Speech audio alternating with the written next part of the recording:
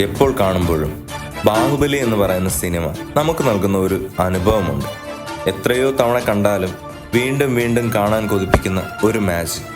സാധാരണയുള്ള historic drama സിനിമകളിൽ നിന്നും വ്യത്യസ്തമായ ഒരു ഘടകം ഈ സിനിമയെ ആകർഷിക്കുന്നുണ്ട്.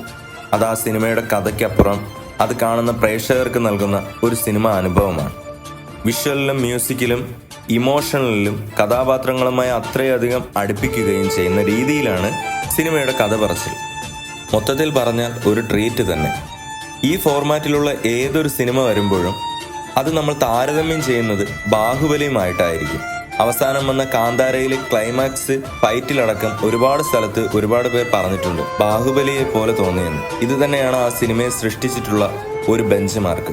വീണ്ടും തിയേറ്ററുകളിലേക്ക് എത്തുമ്പോൾ കാണാൻ ആളുണ്ടാകും എന്നുള്ളത് സിനിമ നൽകുന്ന ആ സിനിമാറ്റിക് ഫീലിന് വേണ്ടിയാണ്.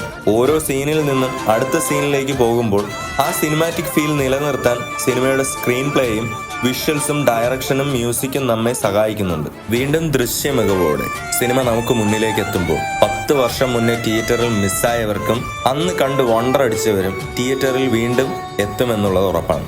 ഇന്ത്യൻ സിനിമയെ തന്നെ ബാഹുബലിക്ക് മുന്നേയും ബാഹുബലിക്ക് ശേഷവും എന്ന രീതിയിൽ താരതമ്യം ചെയ്യാൻ സാധിക്കുന്നതും ഈ സിനിമയുടെ വിജയം തന്നെയാണ്.